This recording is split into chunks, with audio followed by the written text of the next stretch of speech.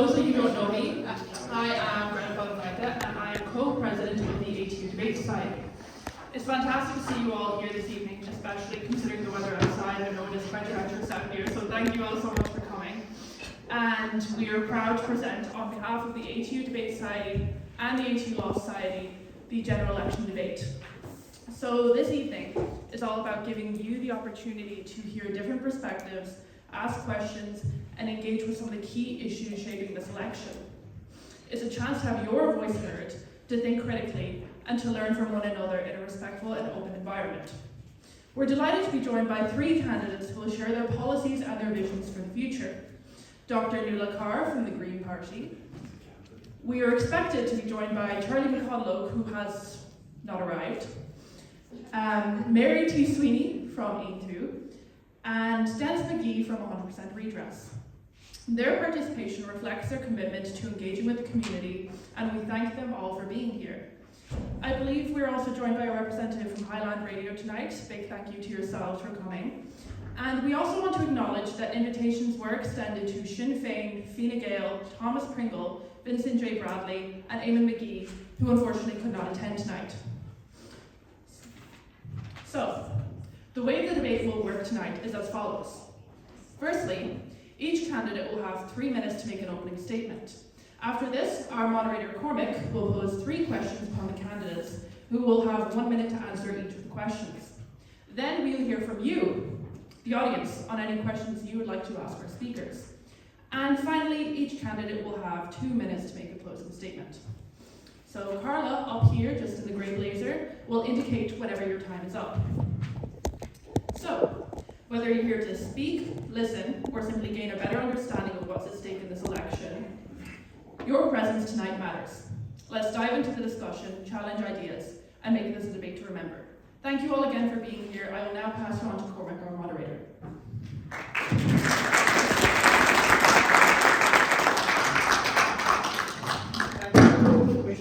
Thank you very much, Greta, and thank you very much to everybody for braving what seems to be inclement weather conditions this evening to come along and have their say. We're going to start out with 3 questions, which basically are the tertiary information that we believe would be asked by members of the audience if we didn't deal with it immediately. So we're going to ask them to keep to the 1 minute deadline or limit in relation to this, but there will be a chance for further elaboration, I'm sure, on put of questions from the floor. So the first question in this particular instance, and bearing in mind that none of the establishment politicians are here, so we'll ask for the alternative viewpoint in relation to this. What is your party going to do to reduce students' third level education costs? We'll start with Ms. Carr. Yeah, well, thanks for having me here today. Good evening, everyone. My name is Nuala Carr, and I'm a member of the Green Party. What is the Green Party going to do to reduce the costs, third level costs for students? They're going to invest in third level institutions. We need more affordable housing for students.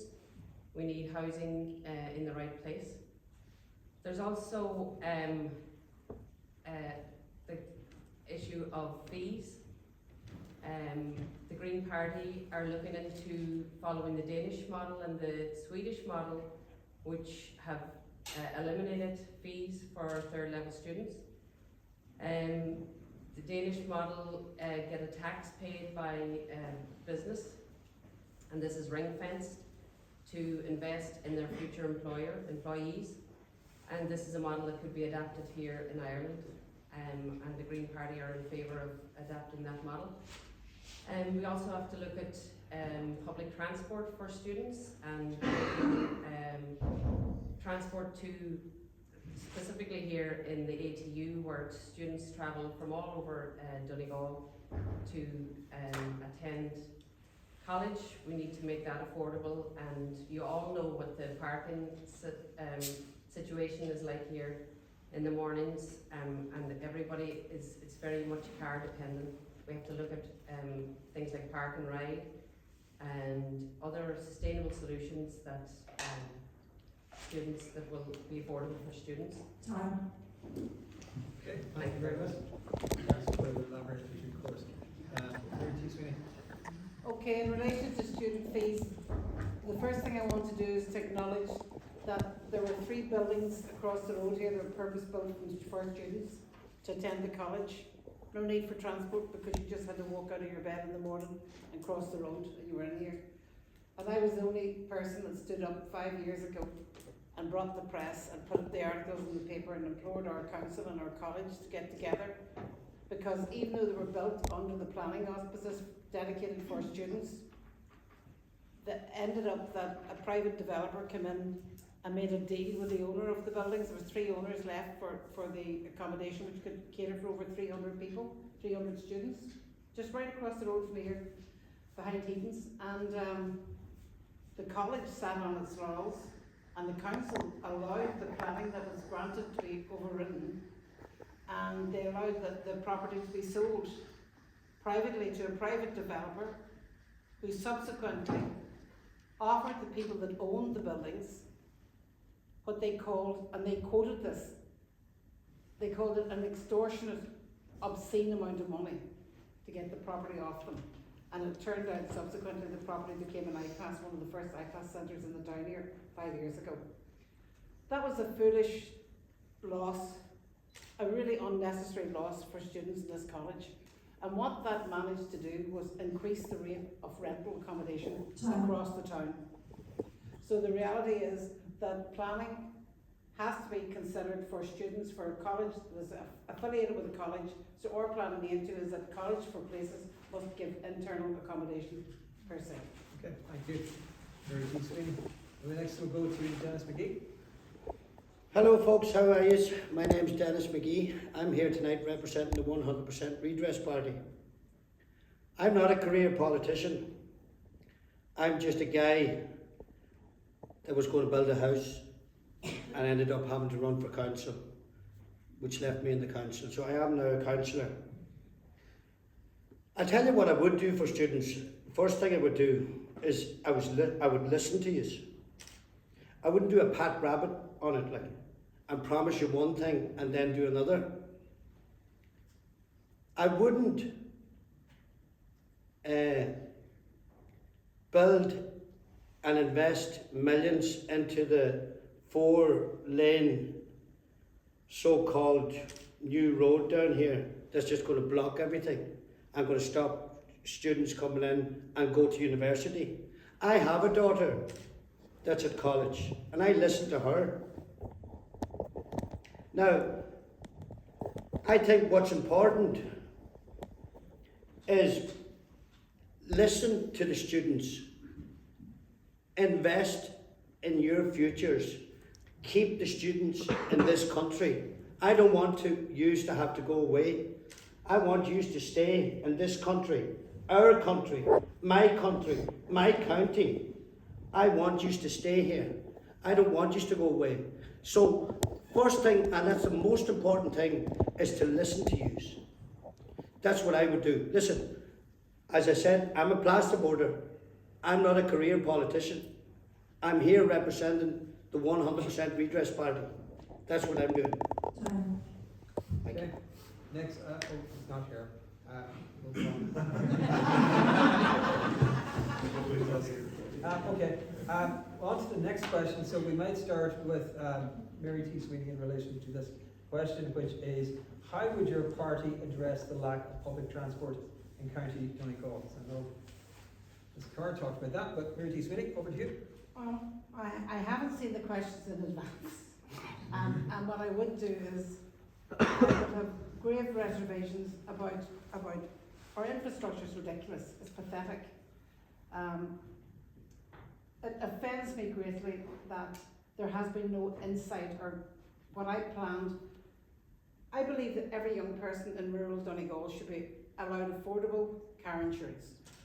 I put this on my proposal 5 years ago, that if you have a 1000cc or less car and you use a telemetry machine on the car, which my kids started with the Offical model, you get a printed report of the quality of your driving every day.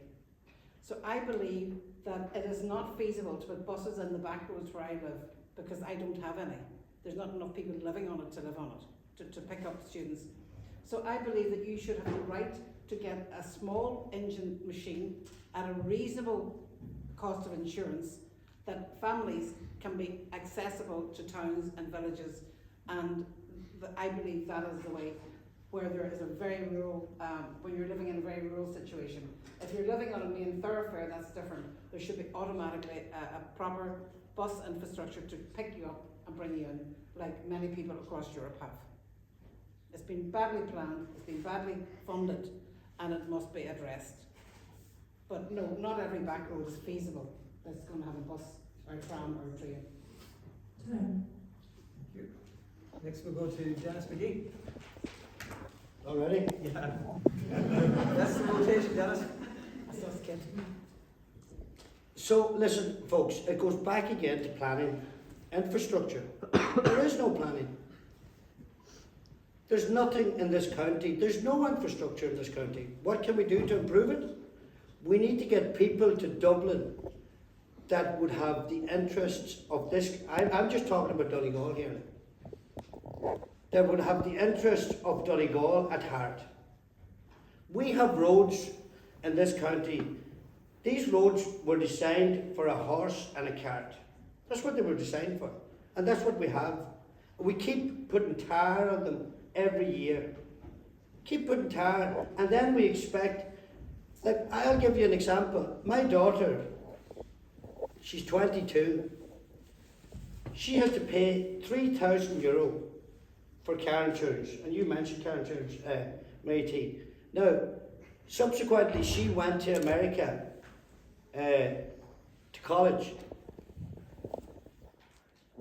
Now, I have to now try and keep that policy going, because she initially started it, like, right? She paid the 3,000 for the insurance.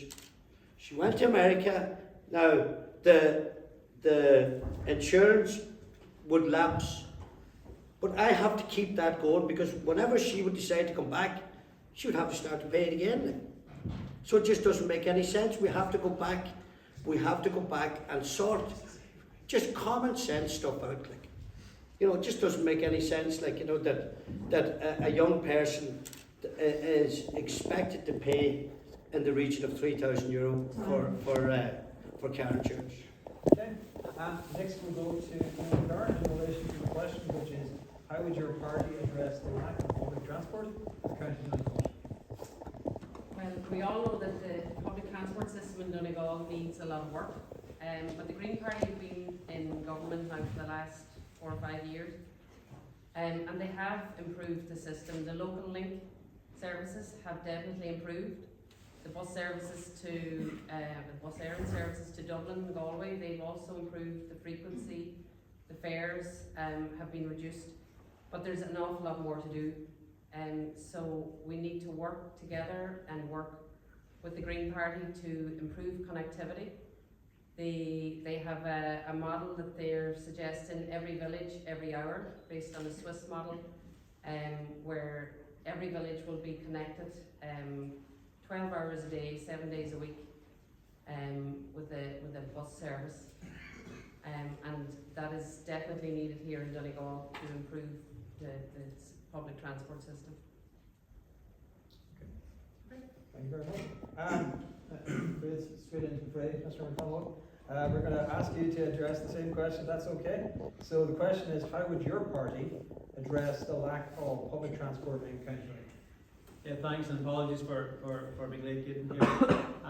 So listen, I think we have seen significant progress, first of all, over the last 3-4 years.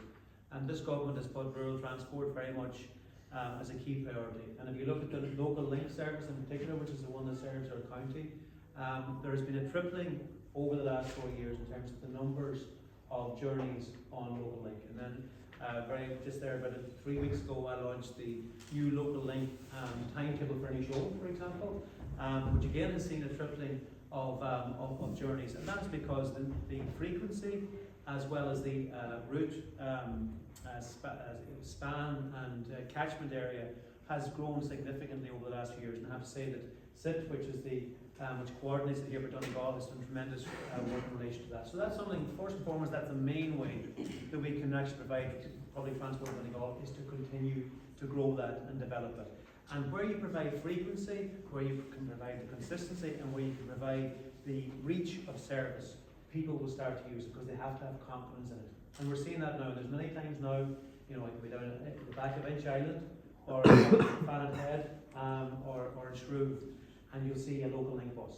And it might be the only thing often you see. And it always gives me a great heart when you see that, because it shows that, you know, wider society is reaching out across the county to connect people.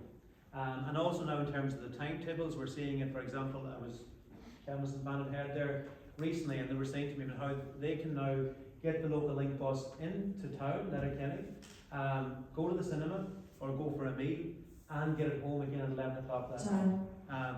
So that's the first and foremost, the key way I think we have to continue to leverage. Okay. Sorry, can I just come in there? I would just like to say, I wish somebody had relayed all that information to Minister Ryan, who was telling us to share cars in Donegal to get into town. I think nobody relayed that to him. So in the last 5 years, so I hope there's a better communication with him in the next 5 I'd years. say in fairness to him, okay, and He's worked very hard in the last 5 years. In fairness to him, he's put a lot of, he's been leading out the investment in it, and Yeah. I've plenty of disputes with him and many things, but he's I'm afraid he doesn't he'll understand be the real first life. one to tell you that, I say, you know. Thank you. That's why I'm sitting in the middle. Right. Thank you very much. We will have an opportunity for a back and forth in relation to all of this in due course, and we very much welcome the free flow of conversation that will follow, but we'll just stick to the agenda for right now. Okay, so the last question, so rather than put anybody on the spot and answering this for the second time as the first person answering it, so what we might do is basically just ask the question, and if you want to volunteer that you will go first and thereafterwards, it says, how does your party plan to ensure affordable and accessible housing options are available to support students during their studies? This is obviously a massive important issue for our students, because obviously college life is, you know, a time of great experience, and to facilitate that they need accommodation. So does anybody want to voluntarily go first on that issue? Yeah. I'll go first. Yeah, I know as a student, student life is it's a great experience, and for people to have that real experience, they have to live in the environment of the college where all the students are together. I suppose with the lack of housing available in Letterkenny now, a lot of students are having to travel in and out to college, and they're missing out on a huge experience. So investment in student accommodation is key, and it is really needed. We need to, I suppose, open up, use the vacant refurbishment grant to look at any vacant premises around the town, so they can be repurposed for student accommodation. And we need to put accommodation in the right places where students can access the college as easily as possible. All right, thank you very much. Does anybody want to go next? Yeah, sure. Sorry. Go ahead, go ahead. Listen, folks, it's like everything, right? Unless we get investment, you can plan and come up with all the dreams you want to, like. Unless we get investment in this county, it's fairy tale stuff, like. You know, listening to people this last couple of weeks on the canvas, and the politicians on the canvas, and all the money and stuff, like, we should have no concerns, because there's billions coming. They're saying, like, you know, they're coming, and it's coming. There's loads of money coming, but they have to be real and they have to be true. Like, there's no point. We've been listening to this here. I'm old enough now to go back a good few general elections, like, and I know, and I'm quite aware of it, like, you know, that no investment has come to this county. Nothing has come to this county. So until the day that Dublin takes Donegal serious and sends the money down the road, nothing will happen. It just won't happen. They'll talk and they'll talk and they'll talk. But it's common sense stuff. If you don't have the funding from central government, nothing will happen. And that's what we have right now. No money from central government. It's just not coming to this county. Has never come to this county.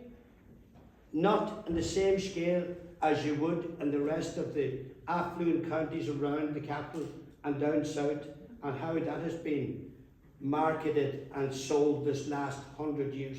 Not like this county, and I keep saying it, folks. This county is out there, it's on its own. It's only stuck to the rest of the Free State by one bridge. Time. One bridge, folks, just remember that. Okay, thank you very much. We move on next. In relation to student accommodation, this college, along with government approval, spent over 10 million buying 5 acres of land across the road from the college, and they're using it for a car park. A car park. When we needed student accommodation. They allowed the student accommodation that was built to be sold off privately, and they left the car park. That car park, the 9 million that just came in there for sports funding, it was fantastic to get it. But was it the priority? Should it have been for sports funding?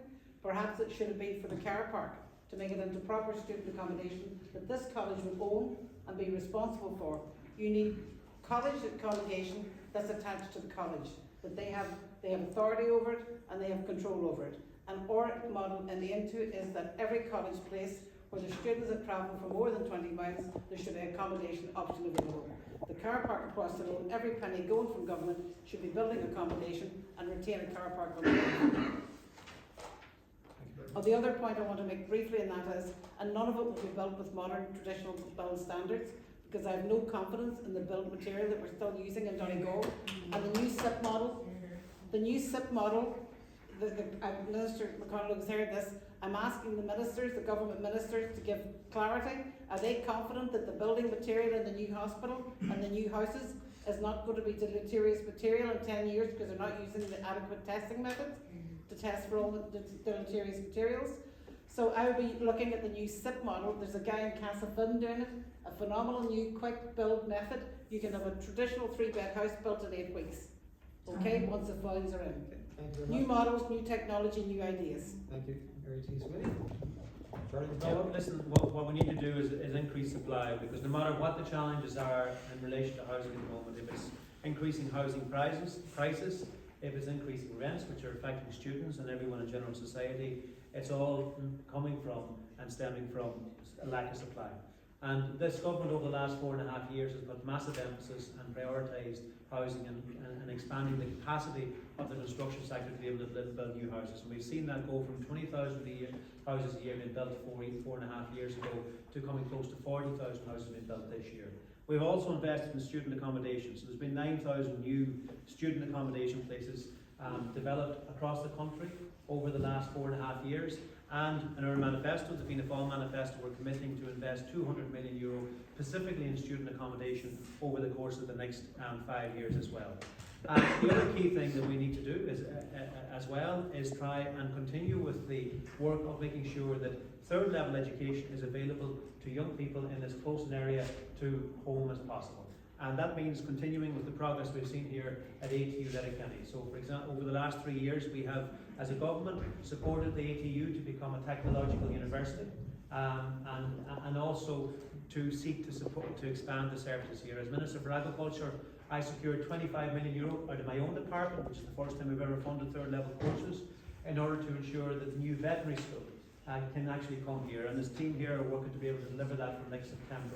And that'll be a further game changer for ATU, because achieving a course such as veterinary medicine or human medicine is a great enabler in terms of bringing other courses as well and expanding the service. And also then, most recently, the €8 million that Mary T referenced there, securing that to build a new sports campus as well, not from on a 42-acre, which is really important in terms of the student experience here in Letterkenny as well.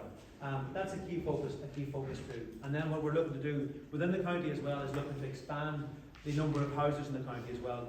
And I'll give one example of something Fianna Fáil introduced in government over the last 3 years, which was the vacant property grant, which is paying up to €70,000 to bring a vacant property back in and to make it a home again. And Donegal has had the highest number of applications anywhere in the country for that, with 900 applications in Donegal alone. It's something I felt should have been done for years and for decades, and which we've done over the last 2 years, and as we'll continue with. Sure, we'll have more of a chance to discuss that in due course. We'll progress Can I things in make a comment back?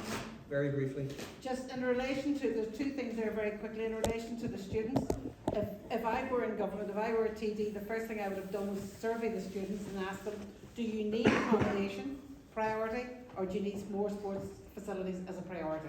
And for me, at this moment in time, it should be, I would think the students are telling me that the greatest problem they have is the expense on their parents and themselves and achieving and getting and securing accommodation in close proximity to the college. It harms the parents, it harms their work life, they're having to take on extra jobs, and they'd have to take infrastructure, new travel methods, to travel the roads across the road, build them student accommodation, to walk across to the college, and no need for infrastructure, transport or cars. Thank you very much. A brief interjection from, Carla, want to come back in there? No. It's okay, you're okay, hold on. Janice McGee, do you want to come back in on anything on that just briefly? Just for the same opportunity? You're okay for now? That's I forget the question. That's okay. We'll remind you. Now, one final question for Charlie McConnell, because you missed your opportunity to ask the first question. So we'll just allow you to answer this without interruption from anybody else, and then we'll go to the floor, and we'll have an adequate chance to have back and forth in relation to this. So the first question was, what is your party going to do to reduce third level education costs? 1 minute on that. Yeah, we're giving a commitment that we will maintain the student fees for those that have to pay them at €2,000. And also then that we will invest in college facilities and college services to make sure that the student experience and the quality of education is a strong one. We're also committing to continue as well to increase the SUSI grants over the next period of time. Of course, that provides a maintenance grant for those in receipt of the maintenance grant, also pays for the student fee as well for those in receipt of the grant.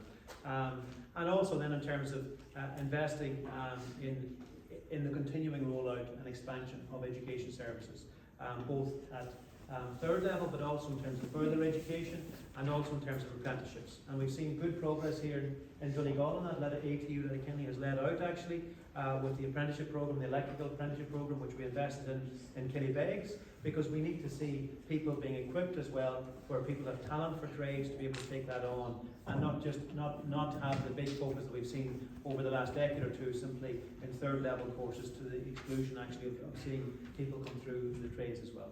Okay. Everybody good. Now we're going to open it up to questions from the floor, so I'm going to hand over responsibility for the allocation of questions to the student representatives here. So, you lead out on this? Yeah, perfect. Thanks, Cormac. So we're going to, as I said, brought this to. So questions from the floor, asking to the politicians. Now I'll ask two things. First of all, if you want to ask a question, just keep your hand raised, and then we'll get to you. So we'll go one from this side and one from that side. I know there's a little bit more on this side, but we'll work it out.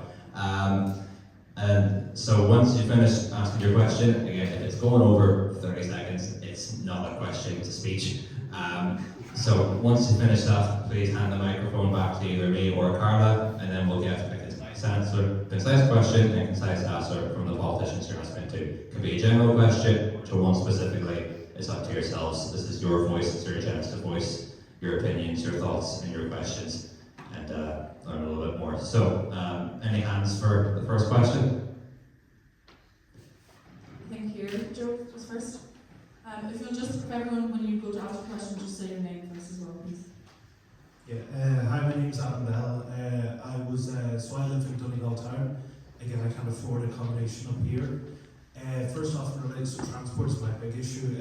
So first off, in relation to the local link, just like to clarify, it's one bus that leaves in the morning from Ballyshannon to Letterkenny, and one bus that leaves in the evening from Letterkenny to Ballyshannon. That's the local link. Second off then, so that's just not very good. And then also in relation to bus errand, today I had class at 10:30. There was a bus scheduled to leave Donegal town at 9:30. I went down at 9:30, waited half an hour, no bus showed. Another bus is supposed to leave at 10 o'clock. Waited another half an hour, no bus showed. In total I waited a full hour in 0 degrees, so like freezing temperature.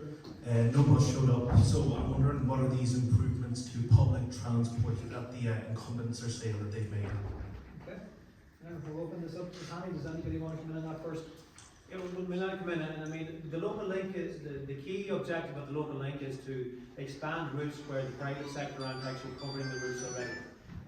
So I know Bus Éireann there is private routes coming up through the spine of the county, and in some other parts as well, there's the private sector. So the key objective is not to be actually investing public money in public transport routes, where actually the net effect might be to actually put a local provider out of business. And what we have seen, as I said, right across the county into more remote areas, the network greatly increase. Now, we have to make sure that continues to improve. We have to make sure that if there's gaps in the service, for example, between local link and the private providers coming up the spine, that we step in and have those addressed too. But that's the key way we address it. Now, also then, we don't have rail in the county. We've seen over the last year the National Rail Review looking out between here and 2050 in terms of how the actual rail network in the country can develop. For the first time, a link thing coming to Letterkenny. But that is more into the future. The short term is improving it through buses, and also importantly as well, we shouldn't get away with this, improving our infrastructure, our roads infrastructure. And central to our county being able to grow and breathe is the 10T projects, the Ballybofey Northern bypass, the Manor to Lifford, and on to Manor to Lifford dual carriageway, and also the Donegal link here in Letterkenny. And that's something at government level I've pushed on the last 2-3 years as well, bringing it through all of the process of selection, all of the detailed design engineering reports, and getting approval at government there back in July for it to move on to planning. Hopefully planning will proceed and be completed inside the next year, which will take it then to a position to be able to move into the tender process, because that's going to be crucial as well for all of our road-based, whether it's private or public transport, to be able to be improved in the county too. Okay. Thank you so much. Next question to this side, just to let anybody come back in. Do you want to come back in that? Either Dennis or Mary Jean? Well, can I just say that I have a letter this week from a mother that can't get her child into a place in Letterkenny, in a secondary school in Letterkenny, and she's going to have to travel to Milford. And all the parents that have to use road transport for their children for school have to reapply every year, which is absolutely ridiculous. That there's not an automatic entitlement for children to get the school buses to secondary school, never mind coming to college. And once you're on the system, it shouldn't be a matter of reapplying every year to get that access. In relation to, there's a lot of ill feeling among parents because of the migrant community coming in. There's buses coming from Ballydon every day with maybe 1 or 2 on it, and yet they're only for the migrant community. They should be made available for everybody. Any bus on the road should be open for everybody, not exclusive to anybody. And the reality is that there's not enough feedback and consultation with the colleges in the application stage to know where their hinterland is, where the students are coming from. And it's not easy, it's not rocket science to set this up, that there's a strong direct link, not a secondary link, a direct link for the students coming in, that everybody knows before they start, if they're not going to get accommodation in town, they know where they have to go in the morning to get their bus from. Okay, thank you very much. Carl? I hear your frustrations. I've waited many times for Bus Éireann myself, and I've witnessed delays. And there are huge improvements needed, I agree, and we have to work together, acknowledge the improvements that have been made throughout the county, and just work together to get a better system in place. Okay. Dennis McGee, do you want to come in on that? Yeah, why not? I'm sorry, that you have to come from Donegal town and there's only one bus. Is that what you said? Yeah. So, well, there's only one local link, and then the Bus Éireann then is. It is a sad state of affairs, isn't it? 2024, we're dependent on one bus. This is 2024. I go back to investment again, folks. There's no investment. There should be 10 buses coming. We don't have a rail system. We had one back in the day, but this county seems to be going the other direction. Everywhere else seems to be, doing all right. But here in Donegal, it's different. If you get a local link, there you go. There's a local link. Be happy with that. But why should we be second-class citizens? Why do we have to stand out in the rain and wait for a bus? Why don't we have a rail system 2050? 2050? I mean, this is just a joke. It goes back to political choices, folks. It's as simple as that. Common sense decisions that people just haven't been doing for the last 100 years, because there has been no other parties in government. There's only been Fianna Fáil, Fine Gael, a wee bit of mixture of Labour now and again, this, that and the other thing. That's it. It's been the same people, and the same people come back after every general election when it comes time to talk. We're going to do this, we're going to do that. Nothing ever changes. So, like, unless we put the right people into power to look after this county, nothing will ever change. That's the reality, folks. You'll still be looking for that bus. We'll still be walking. We still don't have a footpath.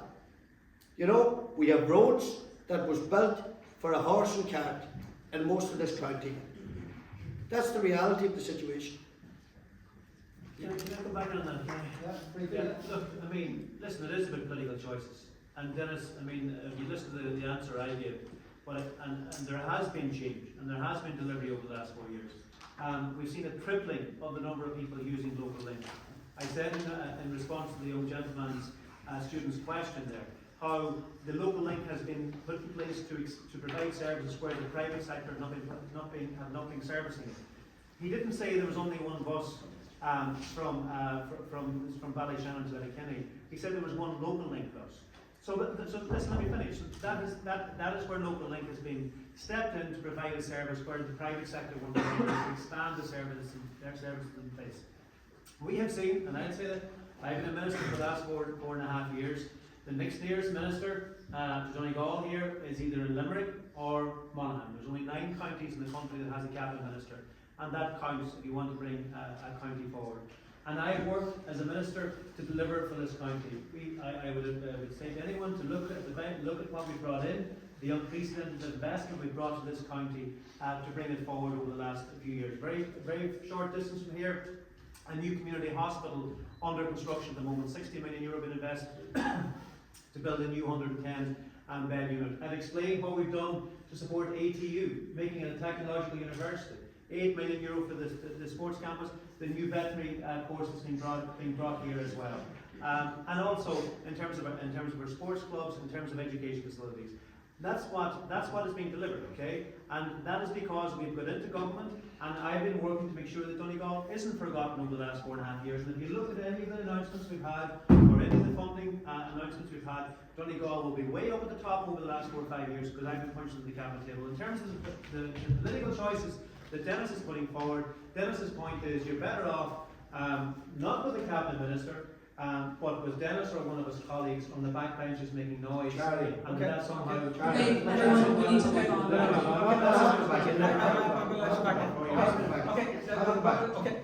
Just 1 second. Hold on.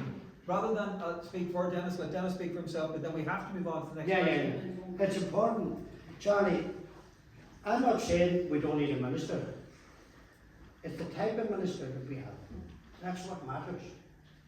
The minister that has Donegal at its heart, that's the minister we need. Absolutely.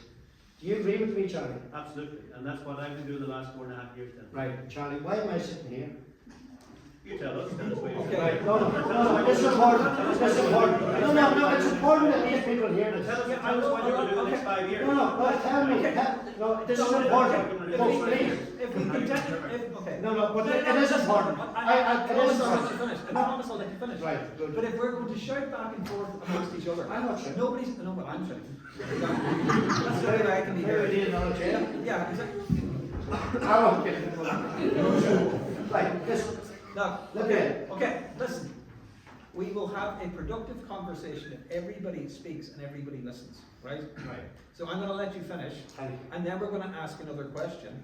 And it may well be that somebody else might have a question that might elicit further information and further accountability from the ministers, and you'll have a chance to answer Dennis in due course. Now, briefly, and then we're I'll going to be move on. briefly, but I think it's very important what I say, right?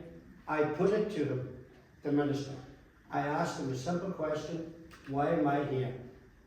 And he asked me for me to answer. Well, I'll tell you, Charlie, why I'm here. right? And this is very important. And it's important for everybody here to listen to this.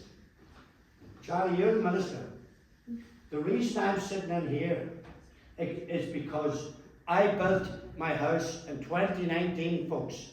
2019, not 1989 or 79 or 69. 2019. I built my new house for my wife and my kids. Right? Hear me out, because this does take a lot out of me, folks. Then I realised my house was going to fall down because it had deleterious materials in it. It was defective. It was useless. It was no good. So I had two choices to make, folks. Let Charlie McConaughey speak on my behalf, or let me do the talking. I chose the latter. 3 weeks out of the council elections I stood, and I got into Donegal County Council. 2019 I got in, Charlie. Why was I sold a defective product in 2019? You're a minister, Charlie. Where is the market surveillance? Where is the policing of the quarries? How do we know, as Mary T said, that hospital up there, the community centre, that you're so proud of, doesn't have deleterious materials? Now, let's just structure this in such a Maybe way. come back. As we're going to allow everybody to come back in, right?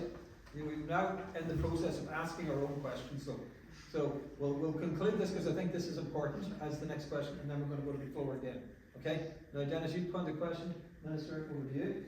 Listen, I mean, I have worked to deliver the new scheme, Dennis, to support homeowners. I want to see every home and homeowners get their homes remediated. I also want to see the standards being properly and fully enforced as well. There has been changes to that.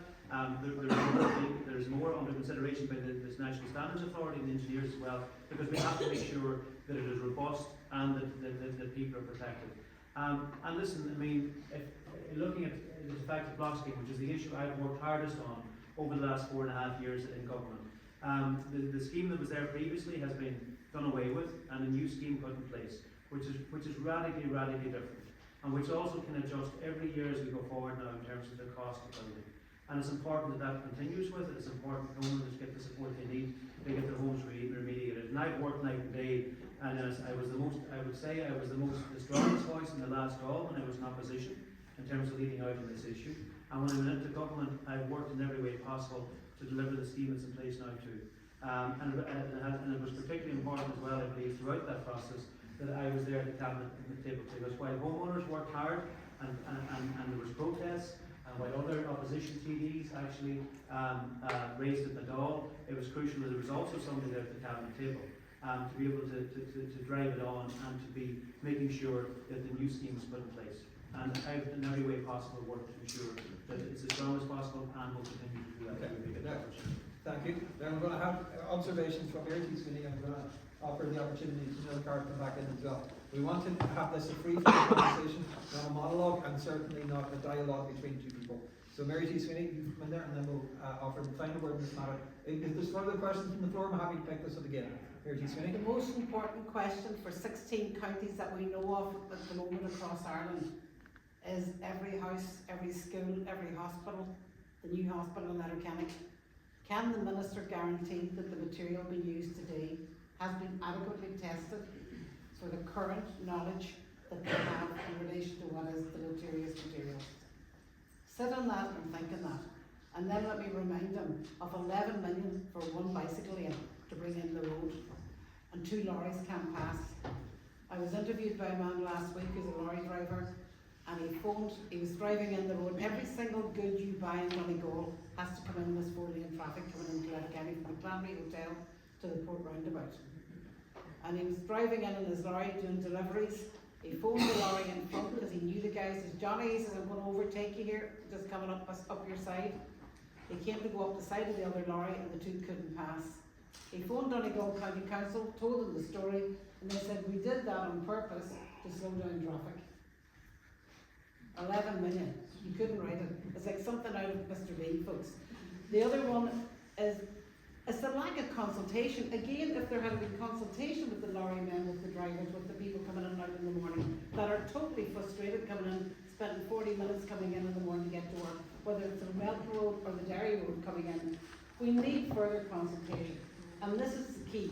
So the reality for me is, how can the Minister allow new bills to continue when we know that there has to be new scientific studies done on the materials that are available to build with at the moment? You cannot, you are culpable if these bills are further found to be contaminated by deleterious material. Okay, thank you very much. Neil Carr, last word to you on this particular question. And then Thanks, we'll go back to the floor. Yeah, in relation to the defective block issue, I mean, it's a huge issue. I'm a house owner myself. My house is defective blocks, and we need 100% redress.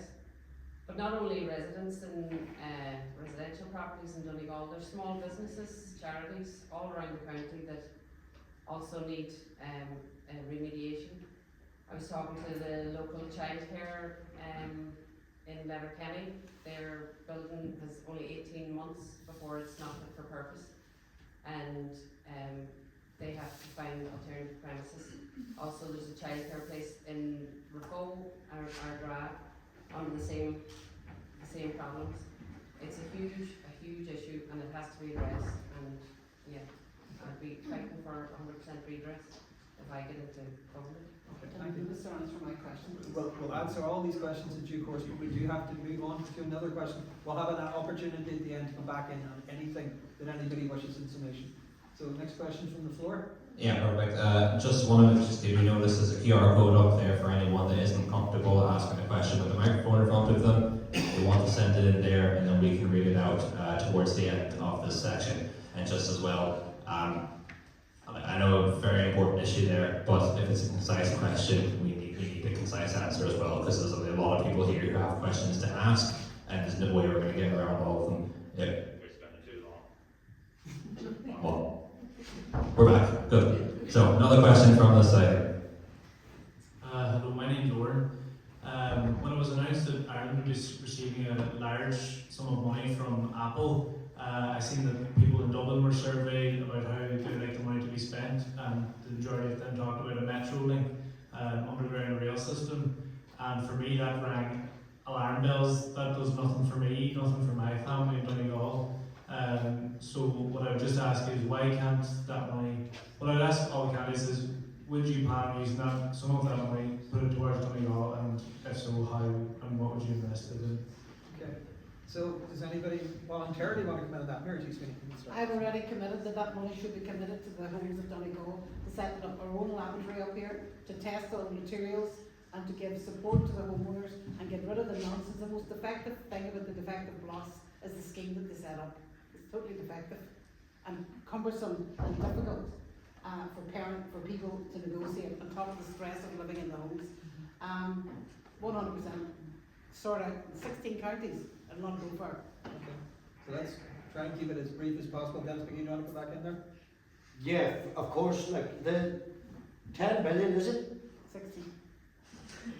16 billion. that we're getting from Apple. Is that the money that we didn't want? That's Yeah. the money we paid the solicitors to find it that we didn't need to get. Yeah.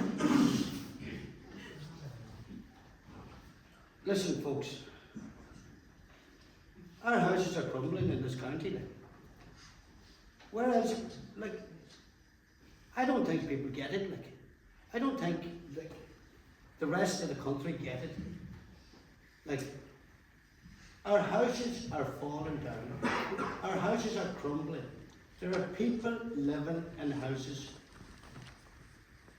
that you wouldn't put your animals into. That's a fact. I've been in these houses. We need that 10 billion, but we also need answers. Sometimes I think, you know, mental health is important, folks. Like, it's very, very, very important. Mental health affects me big time. It really, really does affect me. You know, I'm just an ordinary guy that just wants to get on with life and rear your families, build a house, and then that's it. Do you know what I mean? Like, I'm not asking for massive stuff. I'm just asking for basic things to be able to know that what you buy, it's not a packet of crisps we're buying. Do you know what I mean? If you bought a car, a brand new car, from a dealership, and you went home and you found out it was defective, what would you do? You'd go back, and that person that sold you that car would be responsible. But there seems to be nobody responsible for anything here. Okay. I mean, No, I understand. so the 10 billion, send it on to Donegal and make no apologies to anybody. That's it. Okay, thank you. This side of the table. Or that's a great question. And do I have the answer? Well, everybody's putting that money in different places. That's a great place to put it, to Donegal, but it's unlikely that we're going to get all of it. Some of it, maybe, yeah, we could invest in transport systems, we could improve our transport.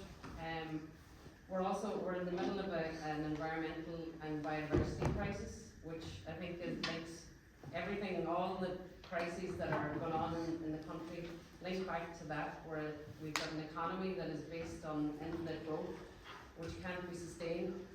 We need to think long term. We need to think what we're going to do with that 16 billion and stop promising it on this, that and the other. We need to think and use it wisely. Okay, thank you very much. Jordan Connell? Yeah, so listen, first of all, in relation to the Apple money, the Apple money, first of all, it's in an escrow account that's coming to the state now. So what Fianna Fáil are proposing is that should be invested in three things: in housing, and in expanding our electricity grid, and in expanding our water and sewage services. And particularly in terms of making sure parts of the country like our own can be developed. We need a new electricity grid coming up into Donegal. It's at capacity at the moment. We have great capacity to be able to generate electricity offshore and create jobs for Donegal in the future. We also have electricity generated in the county at the moment which isn't being utilised because the grid isn't strong enough to take it out. We'd invest in that. We'd also invest in water and sewage so that our towns and villages can be expanded and the sites are services. We'd also invest in housing, including in terms of making sure that the effective block scheme is fully rolled out and people supported through that. That's what we do with the Apple funds, okay? But I want to make another point with regard to Apple funds. And people, and you often hear this from opposition parties, and they just dismiss and say, oh, you didn't want that, you bought to make sure you wouldn't get it. It's great to have that money, okay? And the state now has it, okay? But it was also really important that the state backed its own tax system and supported its own tax system whenever it was challenged in the courts. And that happened back in 2015, 2016. Our country, and indeed the fact that we have one of the best economies in Europe at the moment, is very much founded on the fact that there's lots of international investment into Ireland and foreign direct investment and many jobs and lots of taxes, corporation taxes coming through that. No better example actually than the town of Letterkenny in our own county here, because there's no other town in the country like Letterkenny, besides Letterkenny. There's a number of FDI jobs. We have a population of just over 20,000 people in Letterkenny here. Yet we've almost 5,000 FDI jobs in this town alone. No other county in the country, town in Ireland of this size has that. And that's foreign direct investment jobs, okay, which many people go from ATU to work in. So whenever there was a challenge, a court challenge to our tax system back in 2016, as a state we defended that. As a state we defended it. And actually we defended it. Yeah, that's right. We defended it, we held it, and actually the court found in the state's favour. The European court at that stage we actually won the case, the initial case.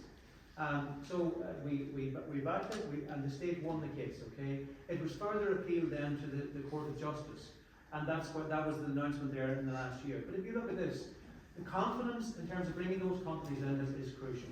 Back in the year, I think it was either 2015 or 2016, that European Union took that case against Apple and put that money into the escrow account.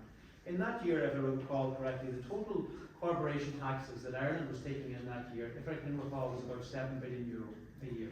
Okay. Now, if we had walked away and said, that's grand, EU's decided that, we won't defend our economic system, we won't defend our tax system, we're great, delighted when somebody's giving us that money, we'll take it and we'll hold on to it and we'll decide how to spend it. If we hadn't stood by our system, it would have undermined confidence in Ireland as a place to do investment. Now, in that year, 2015-2016, the total corporation taxes that year was about 7 billion euro. The total corporation taxes last year, okay, were 27 billion euro. So we went from 7 billion euro a year 8-9 years ago to 27 billion euro a year last year alone. 27 billion euro a year. And it was, I think, it was something like 24 billion the year before that. Now, that increase, that intake of 27 billion in 1 year alone, is more even than what we got in ABBA when you compare last year's to the 2015-2016. And we've been getting those increased taxes every year because we're seen as a confident country that backs its economic model and backs its economic system. And it's that income coming into the state that then enables us to do the investment and to grow our public services. So it's a bit flippant then for others to make the case, which we often hear, oh, you know, you didn't want it, you contested it, you didn't want it. It's much broader than that. And if we hadn't done it, we wouldn't have had 27 billion euro last year in corporation taxes, which is so essential to the economic well-being of all of us. Thank you very much, and I did allow that to serve the elaboration to the context. So Mary T, brief. Very briefly, I just hope that they pursue people responsible for the defective homes that were built as through the courts as rigorously as they defended the money for Apple. Okay, it's a point well taken. Next question from the floor. Yeah, so we're going to move on to another question, guys, and because of time restraints, we're going to time the Okay, maybe we can answers. take 2 questions together. That would be okay. We'll facilitate. Yeah, People asking we can do questions. that. That's no problem. But again, we're going to time answers because we Yep. are very tight. There's a lot of people who want to ask. So we're going to move on first of all here. Hi, my name is Megan Kane, and this question is for Charlie. So, Charlie, the cancer services that were taken out of Sligo by Fianna Fáil, where ex-minister Mary Coughlin put her hand up in the Dáil and requested that they be removed. What's your government going to do about it, seeing as people now have to travel to Galway for cancer treatments because you took the cancer services out of Sligo Hospital? Okay, I think that's an important enough question to ask it in its own right. Everybody's on board with that. Jordan Collins. We want to improve and expand cancer services in the region. We've seen that the agreement with Donegal Hospital to be able to increase the cancer services there, so that Donegal patients can access it there. And we want now to see increased services in Letterkenny. So I've been engaging, as I know, as I said earlier on, we're investing a lot in health services in the county. The new community hospital has been built there. The next project we need now in Letterkenny is a new cancer ambulatory care building, a new building built to the back so that we can actually enhance the cancer services that are provided there and also be able to provide day surgeries which will see Letterkenny Hospital services actually enhanced. We've worked and I've worked to see investment improved in healthcare in the county. Since this government took office 4.5 years ago, there's been a 23% increase in the number of staff working in Letterkenny Hospital, 23% in 4 years. The budget of Letterkenny Hospital has gone up by 50% in the last 4 years, from about 140 million euro to 220 million euro in the last 4 years. And we've also invested in new primary care centres. We need to continue to build that more and see an enhancement as well of the services that we provide here so that more can be provided safely in our own region. Thank you very much. Does somebody on this side of the table want to respond to that? Question for directly for the minister. The biggest concern that my canvassers today phoned in from around Refold, Castlefin convoy was the fact that their family members are having to travel to get services. It's not just for cancer, but across the board, and for the children, for those that are lucky enough to get the services. There's so many who can't even get the services. It's on its knees. There's no staff retention. It needs rethought. It needs new management in Letterkenny Hospital, and it's farcical to throw more money after that. Okay. Does this affect an issue that could affect anybody? Yeah. Just briefly, yeah. Sorry, yeah, I would just echo what Mary T has said there, you know. It goes back again, folks, to why are we different? You know? What is it? Do we look different? Sometimes I don't know what it is, like, you know, but maybe we look different, like. But why do we have to go to Galway? Like? Why do we have to travel 6 hours? Why does pensioners, cancer patients, you know, children, families have to drive, let's say, from Mallinhead down to Galway to see a consultant? This is 2024. I keep saying it. They have no interest in this country, folks.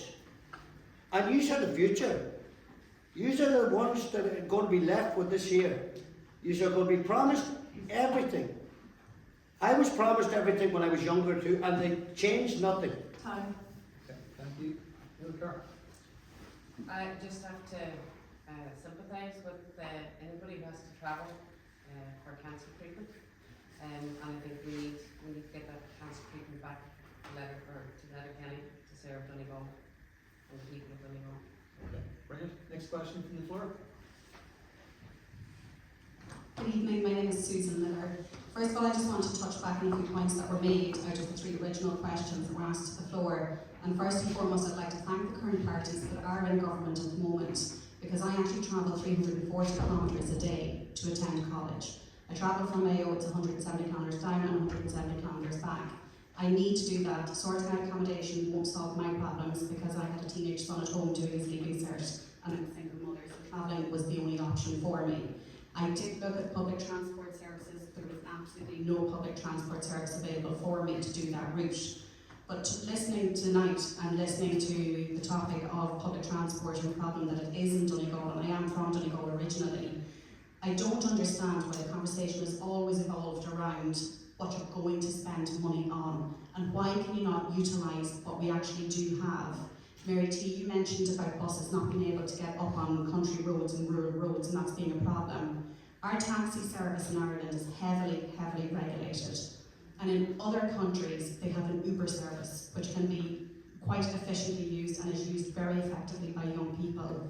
Why is it that Uber is restricted from operating in the same manner that it operates in other countries? In this country, if you use the Uber site, you're only getting a taxi to your front door, and you're not actually getting an Uber service. And that's all down to competition. The taxi services are getting full flow there to be able to use that service. Whereas if we used the cars, we've all identified that there's so much cars in Ireland, so why don't we use those cars to solve some of our public transport issues? Okay, so before we allow the panel to come back in on this, can I ask you to keep your answers as short as possible to facilitate as many questions? I'm sure there's undecided voters here in the audience, and I'm sure you want to speak to them as many of them as possible. So does anybody like put another card on? Yeah, that's a very good suggestion, and it's something that could be looked at to solve some of the problems here within the ATU. Looking at carpooling, car sharing, there's caps I'm sure that can be set up. I know they've done it in University of Ulster in Derry, where they're looking at a carpooling, car sharing system. And that's something that I would like to discuss with the estates manager in here, going forward for the EU Green project. But yeah, I might talk to you again about that, about the Uber idea. Thank you very much. Yeah, Mary T. Sweeney. My direct answer to you would be that I think you should be looking at online learning, and at least then restrict the number of hours you have to be in site here. I lectured for over 20 years as well, and that's a resource that we're not utilising enough to accommodate people like you that want to progress, avail of the technology, the education system is there to suit you. I would think that unless it was a completely practical subject, we need to look at structuring courses that if it's possible, you can have your practical days and your academic days, that you can have that option. Instead of having to come up here 4 days, 5 days a week, that you could just maybe have to make it 1 day. Well, that was actually a point that I was actually going to raise with Charlie, because you did mention about all the work that you've done with the ATU and the introduction of programs and that. But since the university actually became an ATU, online learning has actually been prohibited, and it's mandatory that I actually attend college. And I'm actually studying law, and I did actually request in my first year, I'm actually in my final year of my degree, and I did request in the first year if I would be able to do some of my classes online. The lecturers are not being published online, you'll get your slides, but the lecturers are not. It was done during COVID, it should be done now as well. Okay, I will invite Dennis McGee to come in, and then we'll allow Charlie to come along. The final word in that matter.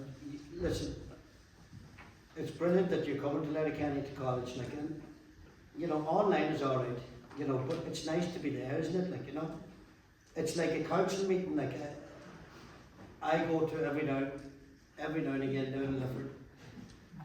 A lot of them do them online, but I like to be there, you know. And I'm glad that you're coming here, like, you know, would it be nice, like, that there was a rail system, that we'd get the rail system up here, like. Yes, but a lot of the public transport, when it is put into rural, like I'm living in rural Ireland in Mayo, and even there is a rail service in Ballina, but it's always linking to Dublin. There's nothing to come down the west coast of the country. Yeah, this is the problem. Yeah. Okay, thank you very much.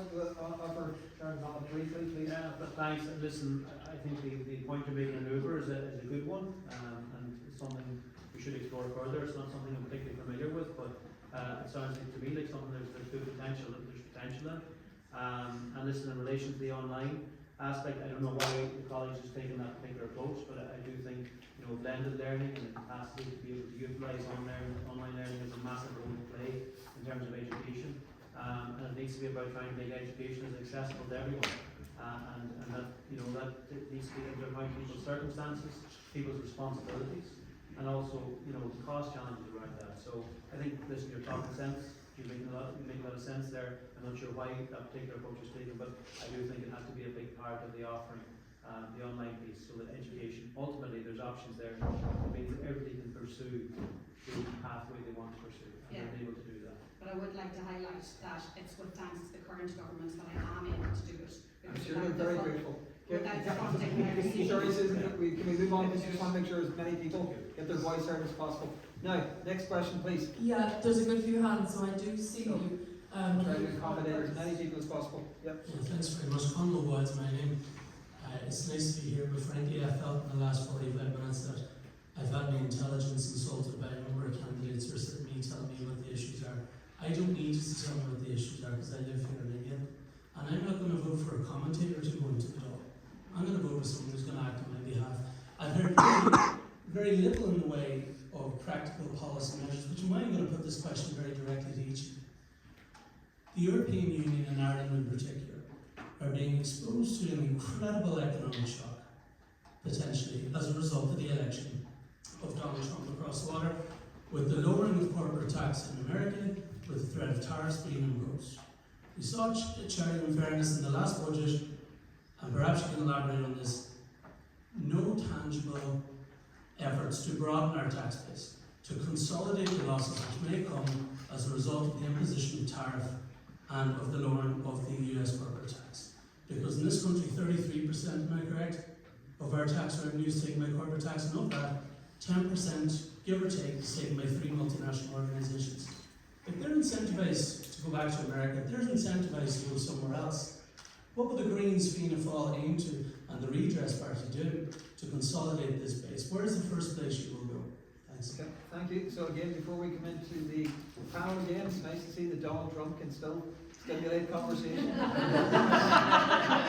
It's always a positive thing. Now, we want everybody to again answer as briefly as possible because there's many more questions that have to come from the floor. So Dennis McGee, we'll start with you.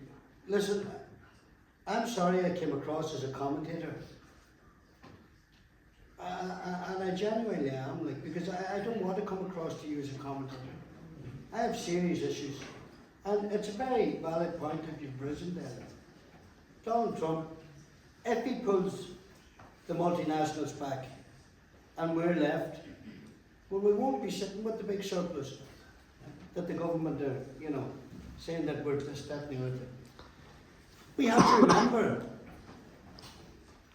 We have to remember the parties that put this, and their policies that put this country on its knees in 2007, 2008, when the IMF came in. And they stood on the steps of Dáil and said that they weren't taking. I appreciate that, but my question is, what are you going to do to consolidate any potential risk to the economy? Yeah, well, we have to keep investing in our young people. We have to give the likes of you encouragement to stay here. We have to invest in you, your kids, everybody else's kids. Time. That's what I'm saying to you. Thanks, Dennis. Thank you very much. Neil Clark. What will I do to invest in our economy? I would look at the resources that we have, and particularly the offshore wind energy industry. We're selling it off to multinationals again, as it is. I think we should look at the state, get the state to build these offshore wind energy developments. We have great potential. If we could harness that wind energy and put the profits back into the country, we'd be doing ourselves a great favour rather than selling it off to more multinationals. Okay, sure. Yeah, no, listen, I think you're right in the point of what could happen with corporation taxes, and I outlined earlier on my answer and comment on the Apple tax, how, you know, it's gone, the corporation taxes have gone from about 7 billion a year in 2016 to 27 billion last year. And that really is easily go back to that. And as I said earlier on, if we hadn't shown the, you know, the solidity and steadiness in backing our own tax system, it would never have grown, would likely never have grown to that point it is now. But what Trump does could very easily pull a lot of that back, or what somebody else does. So the first thing, whenever we're broadening the tax base, okay, first thing we can make sure we're doing is we're not actually broadening the expenditure base based on taxes which may not be there in the future.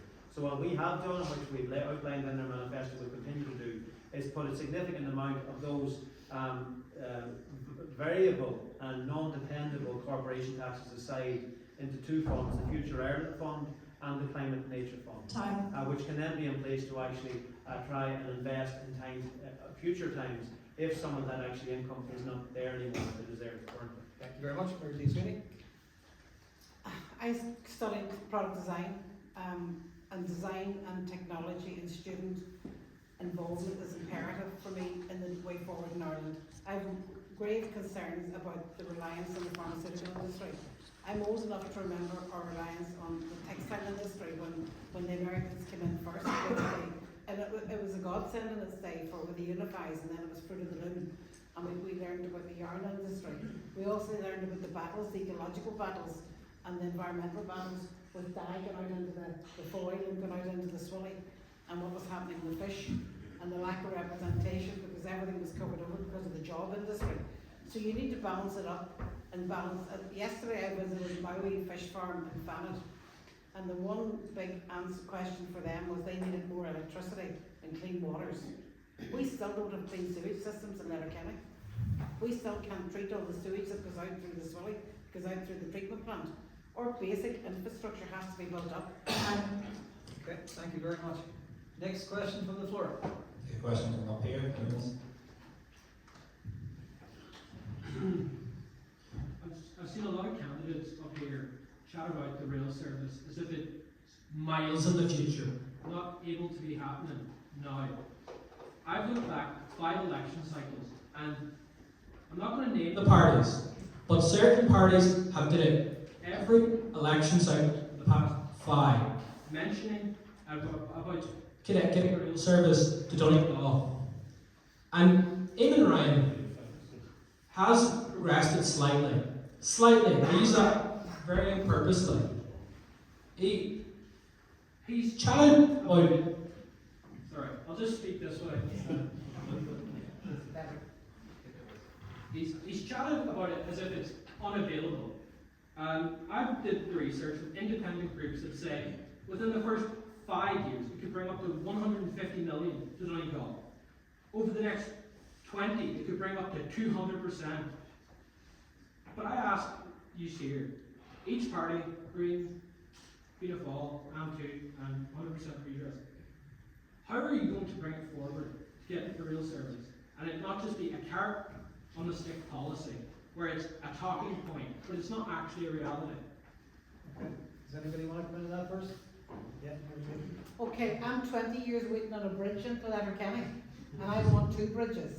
And if they'd have built any of them 20 years ago, it would have been a fraction of the cost what it's going to cost today.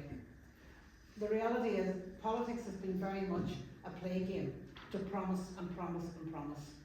We need, like Buncrana got a fantastic new bridge. The Harry Blaney Bridge is a fantastic new bridge. We needed that in Letterkenny for our industry, for your point, for the expansion of Letterkenny as a service centre to provide jobs and opportunities. If you do not have the infrastructure in place to get a bridge in, to get a train in, you need a new bridge because the train, all the old bridges for the train is gone. They'll be knocked down to build a roundabout. You know, so you need planning. So before everything has to go in tandem, there has to be different layers, all co-existing at the one time. And one of those layers is the infrastructure to take the technology off the train to bring it in. So it's not just one thing, it's multiple things have to go together hand in hand. At Time. the moment, we're planning for a transport hub, and when I was at the meeting last night for the public consultation, the transport hub isn't even showing the train site. One of the questions I asked. Thank you very much. Next contributor, Dennis, do you want to go on that? Yeah, listen, I don't think, I never promised you a rail system, like, you know, but if I did get into a position where I was in that position, like, you know, it needs a little bit of common sense, you know, a little bit of planning, a little bit of know-how, and a little bit of willingness to do it. Do you know what I mean? Like, there is no willingness there to do it. That's the bottom line. It's 2050. They're talking about a rail. They're just going to start talking about it in 2050. So, listen, if you keep voting the same people, you won't see it. You'll never see it. That's the reality of the situation. Yeah, well, as you say, Eamon Ryan, we did look into the feasibility study of a rail system to connect Donegal. And I'm all behind it, and I'll be pushing for a rail system if I get into government. We need to look at the long-term sustainability. We need to try and get away from our car dependency. It may be a long way down the road, but we still have to work towards it, and we have to look at the bigger picture. Very much, John Mullen. Yeah, listen, I mean, the railway in Donegal is a good bit away, long way. There's no plan for it at the moment, other than an outline sketch, which is a step forward, that we've seen, which Minister Ryan, in fairness, has put together in terms of the All-Ireland Rail Review. And that, for the first time, has laid out a new railway line which would come up through just east of Enniskillen all the way up into Strabane and Letterkenny. But that's all it is at the moment. It's a potential plan for some time in the future. So I've never blown smoke up anyone in relation to the rail or bringing rail or how quickly it can happen. My priority, and I'll make no bones about it, is to get the roads right and to get the roads in place. To get the Manor to Lifford done, to get the Donegal line done, and to get a bypass the Twin Towns. And I've worked over the last 3-4 years to move that on as fast as can, to make sure all of the studies are complete, all the engineering is done, all the route selection is done, and just back in July to get it brought to Cabinet and to get Cabinet approval for funding in principle and approval for it to go to planning, which is now ready to go. I hope planning will take a year. I hope it could be done on that if everything goes smoothly. If what happened with A5 happened and people challenge it and take it to the courts, it's a different ballgame. But I hope, and that is my objective now, to drive on every way possible to get those projects done. And listen, we can continue to look at the potential for rail, but there's no two ways. It's well down the road. And what we need to do in the meantime is get our infrastructure right so that this county can continue to grow, and that this great town, which is one of the best towns in the whole country, can grow, and with that enable and so said all of us in Great Town. Can I just ask you to consider incorporating that into the current plan that's going through at the moment? Because we're doing the transport plan at the moment. The consultation with public was last night from 3 to 8, which isn't long enough. And try and incorporate it now when we're doing the transport plan. We need to have community consultation for sure with all these developments. Thank you very much. We need to move things forward because I'm sure there's other people who want to ask questions. Yeah, guys, we have time for about 2 more questions. 2 more questions, okay. Sorry, Cormac. My name is Edward Reid, and I just want to touch on a point Dennis made earlier. He said that young people are the future of Ireland, which I obviously do agree with, but I heard a survey recently that 10% of young people in Ireland are actively planning to leave Ireland and move elsewhere, and up to 70% of young people are actually considering it.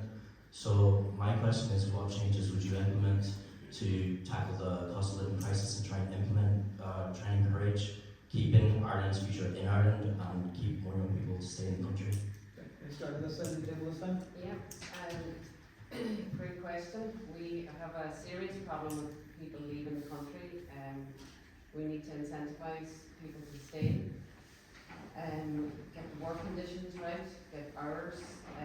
Nurses are being trained here and leaving left, right and centre. Yeah, we need to come at this, I think, working together as communities and looking at grassroots level how we can address these problems for young people. and listen to the young people and ask them why they're leaving, what are the reasons, and address it head on. Thank you. One thing that's never talked about is the attack on families in Ireland, the family unit, whatever that unit's made up on. And there's a significant attack on the family that it takes two parents to work to pay a mortgage and pay for childcare. And the reality is if you're on your own trying to do it, it's a nightmare, it's near impossible. So we need to look at the whole taxation system and the housing system. And the other sector that's missed completely is the professional single person that has nobody speaking out for them. By professional, I mean just as an adult individual who's on their own. There's no housing accommodation for them. They cannot. I have people that have been in very good jobs that cannot afford a mortgage because they're on their own. This is the thing that nobody is looking at. If we want people to have good jobs, or IT jobs, or whatever, that are paying you a relatively reasonable wage, then we need to make mortgages affordable to accommodate that wage. So whether that's funding, as in the concept of the 50-50 scheme, but it shouldn't be just a 50-50 scheme. I believe mortgages should go with the property, not with the person. That you should be able to sell on the house with the mortgage attached to it. Time. Okay, thank you very much. Sharon McCullough? Listen, we have to make this as attractive a country as possible to live and to work in. That means having a strong, well-managed economy with employment opportunities for people. It means sorting and attacking our housing challenges for people to actually have houses and grow, building more and more, and increasing the capacity there as quickly as possible, and making sure that the living experience in Ireland compares to anywhere else in the world. That's what we have to do. And there's no doubt we've seen. I lived in Australia for a year myself. My wife spent a year in Australia separately and come back.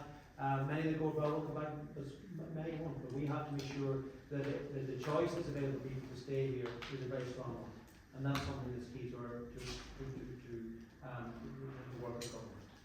Okay. Dennis? Yeah, it's a very good question, because you are the future. You know, without you, where does this country go like? We need you to stay here. You and all your friends need to stay here. We need to look after you as a country. We need to put our people first. We need you to stay here. We need to pay you what you're worth. There's no point you going to college and then saying that, you know, I can make more money somewhere else. That's not good enough. It's a great country. It's the best country in the world. Like. Everybody, no matter, I was away myself. Like. And I was proud when I was away to call myself an Irishman. But we need you here. I need to be here. I came back and I started my own business. Like. Okay, it was only plasterboarding, but it was still a business.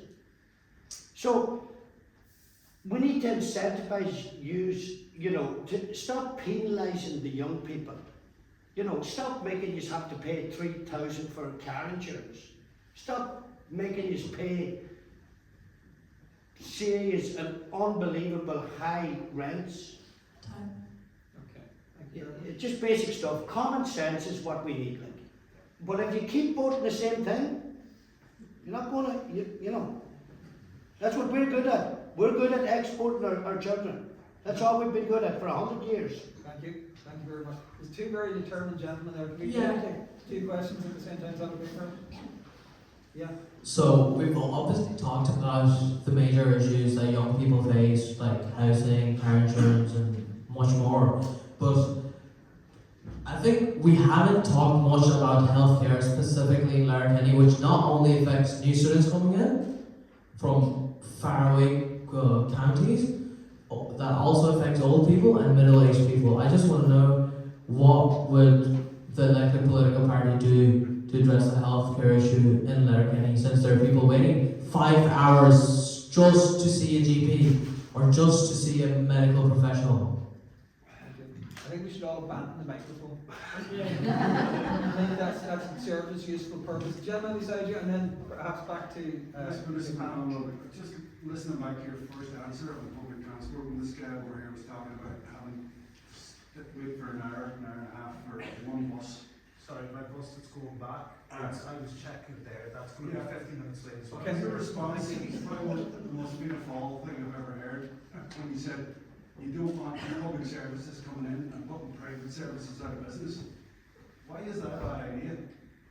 Why, if a public service came in and was forced through public pressure to provide 6, 7, 8 services a day, but you don't want to step on the private finances and support? And the other thing, and I'm really stepping out the legs here, because there's poor people all in support of the redress, and personally, so I'm in support of it too, because I think it's terrible having families and not being supported. But your analogy of going buying a car, the block disaster came out in 2011. If I knew that a car place was selling dodgy cars in 2011, I'm not going back in 2017 and buying a car from them. So there has to be a certain degree of personal responsibility here as well. And it's not all on the state. Thank you. So just to clarify, what was your question, sir? Question is, very quickly. First of all, what is wrong with public service taking over private lines? And then explain And the personal question responsibility. Is there personal responsibility? Well, I'm sure everybody's going to want time to respond to that part. And the gentleman beside you, what was your question, just so we just captured it? Just related to how healthcare and the improvements in it. Okay, so we can go for the healthcare services first, and then we'll allow everybody to respond. Second question, healthcare services. So maybe we do two questions, answer two questions. Yeah. But just have the gentleman on the public transport, because what you should be spending public money on and publicly gathered taxes is to try and enhance and improve services further, and to try and make sure that people maybe don't have a service can get a service. That's what we need to spend our public money for. So where the private sector are providing a service which is operating and operating well, then let it operate. But we need to look at in terms of the taxes that are taken off all of us on here, that we actually utilise that well, rather than actually utilising those taxes to replace the services already being provided. So that's why, and that's what's happened with the local link in terms of trying to bring it into Bannon, Inch, and other places, and one extra service on the route that Bus Éireann are providing. And it needs to be, Bus Éireann should be doing it in time. It's not acceptable if it's delayed. That has to be addressed, okay? Then to the gentleman then on the health services piece. So listen, what we will do is look to expand primary care and health care in the county primary care, and improve our hospital services at Again as well. We've done a lot of that in the last 3-4 years. There's a new primary care centre which is the size of a small hospital built in Buncrana. There was one built in Newton. There's one opening soon in Dunfanaghy. There was another one primary care centre the size of a small hospital opened in Donegal town, and one opened in Donegal. That's just in the last 4 years. And we're building a new community hospital, 110 beds across the Kenny Hospital, to help support that. Next, and also I've worked as a minister to bring more services into Kenny. So for example, the angiogram services, whenever the mobile unit was there, was taken away. It was there and it was in Sligo. I stepped in and engaged with the Minister for Health and the hospital to ensure actually that mobile service moved inside the hospital, and we still have it there and it's actually expanding. Also in the most recent budget we've got a neurologist which is going to be appointed to Letterkenny for the first time as well. Yeah. We now need to expand that further, and I mentioned the ambulatory care, the new building which we need, which will improve surgical services and cancer services in Letterkenny, and that's the next priority now in Letterkenny too. Thank you very much, and if anybody has comments to make at the end, we'll give you a chance to recap on important issues to yourself. Dennis McGee, I'm sure you would like to come back in there on that. It goes back to the same thing, it's investment and twisting activity. It's as simple as that, folks. You can talk riddles all you want, but unless there's money there for the buses, Uber, whatever system you want, the healthcare system, if we're building all these facilities, why do we still have to go down to Galway? And, why is there families having to travel every day? Why does people have to leave the likes of Buncrana to go to Letterkenny just for a simple antibiotic and then catch COVID when you're in Letterkenny? It just doesn't make sense. We have all these community hospitals. We have all the community hospitals, and they're open 4 hours a day. Time.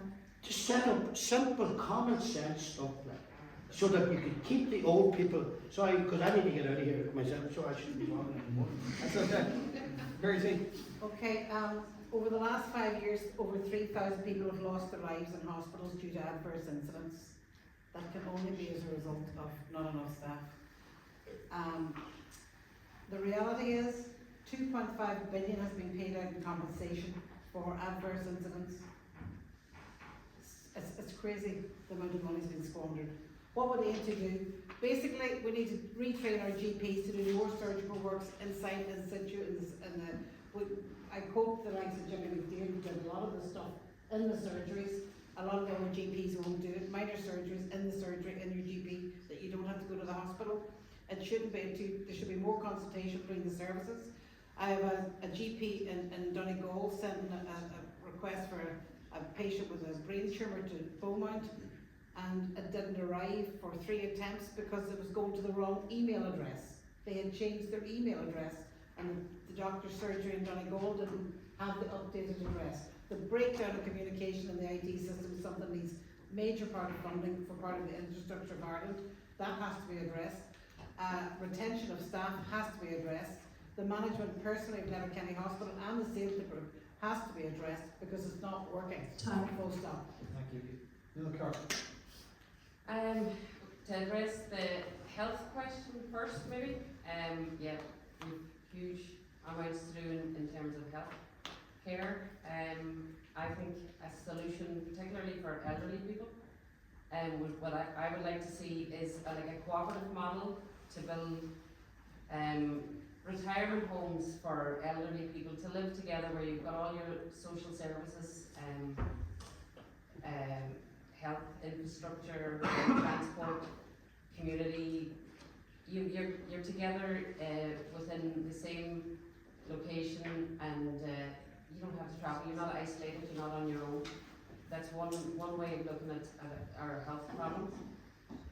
To answer your bus airing question and the private buses, some of the bus airing drivers are subcontracted at the moment out to the private transport companies in Donegal. A bus I took recently, Marley's from Cloughan or Ballyfay, were driving the bus, so they are actually subcontracting for bus airing at the moment. So I don't know, is that the right system? Something has to be addressed to make sure our public transport system, the public element of it, is not being run by the private sector as well. And can we just say about the personal responsibility for the mica blocks? Well, I think it's up to the council and the governments to be enforcing the standards within the quarries. To ask individuals, can they take personal responsibility for the product they're buying? That's a big ask, because who's going to go testing the blocks themselves? That is a government responsibility to make sure that that's enforced. Okay. Okay. Thank you for the crowd questions. We're going to move on to closing. I was going to say arguments for a second. A closing statement, but I just want to ask. There's one pretty good question that was submitted digitally. I've seen some buildings are abandoned in Letterkenny. In my opinion, they could be converted to apartments or shops to attract people. Do you think that's possible? So one sentence, if at all possible. The vacant buildings in Letterkenny, could they be converted to shops to attract people? Dennis McGee, start with you. Sorry, you answered the question there. I didn't actually get I was wondering. John Yeah. yeah. Yeah, I think it's fair. Briefly, Dennis, Yeah. I think it's fair. And, you know, I think it's very important, like, you know, that I did ask you, Charlie, you know, how can we have confidence in buying blocks? You know, it's a fundamental question for children, for these guys' future. That I was able to buy a product in 2019 and subsequently found out that I'm not the last one. There's people that bought the products in 2021. This is absolutely madness. And I deserve an answer. You know, I do deserve an answer. No, I promise we will. No, but just put it to Charlie. I deserve an answer for Charlie. Okay, we have to adhere to. No, the this is structure. important. This is important. And I think Charlie's big enough, and he will answer. Okay, briefly. The regulation and the oversight has to be as robust as it possibly can be. It was changed a few years ago, and the standards and tests that are in place now are different from what they were before. But they are being considered, and there's a review underway as well. We also know, Dennis, as you well know too, that there's new science and new investigation in Ireland here, which wasn't available internationally, which is also coming to the fore and also needs to be fully considered. There's no market surveillance. There's no market surveillance. So the national European Court authority and the regulatory bodies, European Commissioner taking this. including the council. This is criminal stuff. It's criminal stuff, Charles. It's not fair. Okay, I'm going to make you a commitment. We'll have you back here on another panel that I organise. Is that it? It's over if you say it's over, Dennis. No, sorry. We're going to ask the question that we had a minute ago, if that's okay with you, Dennis, then we'll let you finish. I promise we'll let you speak, Dennis. Carla, the question was in relation to. I do apologise. Yeah, so the question was in relation to refurbishment, I suppose, of some of the abandoned buildings, older buildings in the town, and if they can be converted to apartments. So as briefly as possible, so we can offer you an opportunity to deliver your closing statements. Dennis, we'll go to you first. Without a doubt, like, you know, the vacant buildings, absolutely. There should be no building sitting there vacantly. You know, use them for student accommodation, use them for hubs for mental health, for the people that are suffering for the defective concrete blocks. Multiple uses now. There should be no building sitting vacant.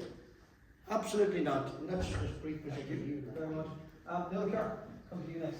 Yeah, the vacant refurbishment grants, I think brought in, Charlie's taking credit for it, the Green Party had a bit to do with that too. Bringing in the grants for refurbishment. I think they should all be built up and bring life, particularly if you look at the lower end of the main street in Letterkenny, and there's derelict buildings all the way down from the library, and that area needs to be built up and life brought back into the centre of the town again, and they could be, yes, changed into apartments or shops, whatever, or community facilities, whatever would bring life back to the area. Okay, Jordan Collins. No, listen to me, there's something that I felt was needed for many, many years, and it's been a fall minister, but we're all, the current government, though part of this current government has introduced that €70,000 derelict property grant, and it has been a massive, and I've seen it, you see it, particularly, and you've looked, we'll always see it as candidates when across the country, that's why the number of people are coming back into circulation. There's a lot more potential in our towns and villages. What we've committed to in our manifesto was actually that the €70,000 that's already in place for derelict properties, that would be increased to €100,000 in towns and villages for over shops accommodation, to make sure that we see accommodation once again developed in our towns and villages where people are actually living in it, as well as having economic centres and economic businesses there too. And we've committed to €100,000 for every one of those properties, which I think would really see as good a response as we've seen the derelict property one here in the council, where we've had 900 applications alone, and that's something that's further. Thank you. Mary T. Sweeney, last word to Okay, you. I don't usually read, but I'm going to read this bit in relation to a parliamentary question about this. In the first 9 months of the year, there was 3,941 applications for the grant for refurbishment for the vacant properties. For context of these figures, according to the CSO, there are 130,000 vacant houses in the state and 32,000 vacant apartments. The reality is the uptake in that has been terrible because of the fact that your 70,000 is nowhere near enough to refurbish a vacant property, especially an old property that's a stone-built property, and your residential tenancy board and the stipulations and law in relation to an older property being refurbished should not be the same as a new build. And it's crazy, some of the legislation we brought in, and you can't make a salt parse out of the size here. There has to be separate legislation and standards for older properties that are sympathetic and make common sense, as opposed to modern technology, modern builds, which have a totally different ethos. Okay, and over to, I think it's out.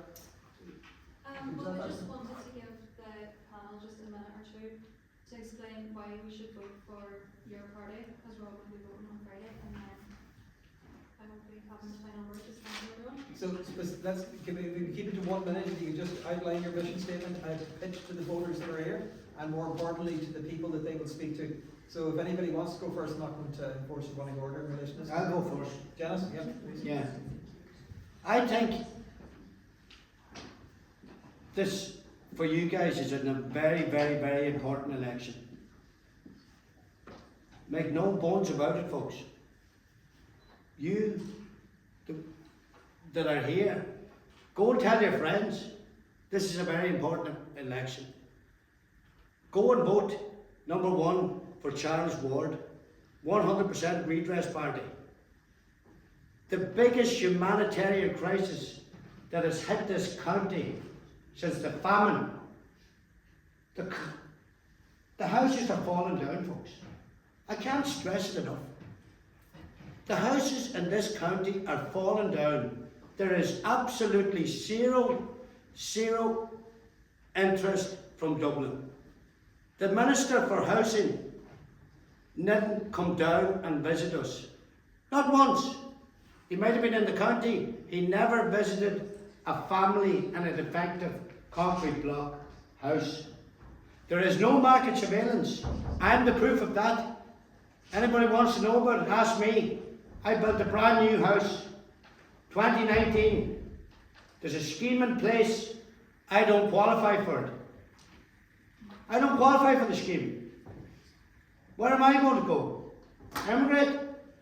What's my family going to do?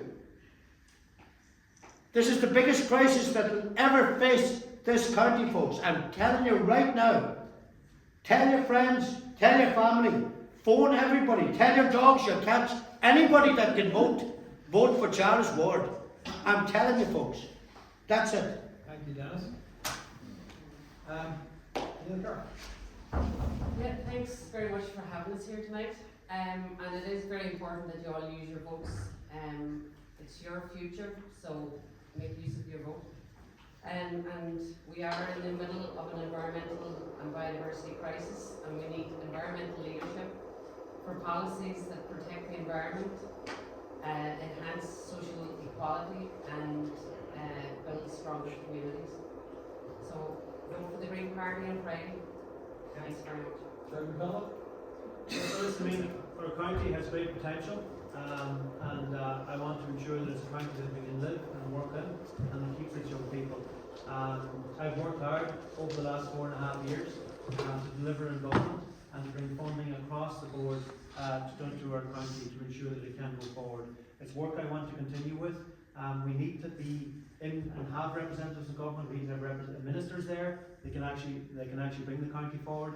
I'm asking for the public support, and I'm committed to the public that should you support me, I will step up to the mark again and continue that work in the time ahead with solutions, addressing the issues, addressing the problems, and looking to actually ensure that our county is represented well and is delivered for at national level.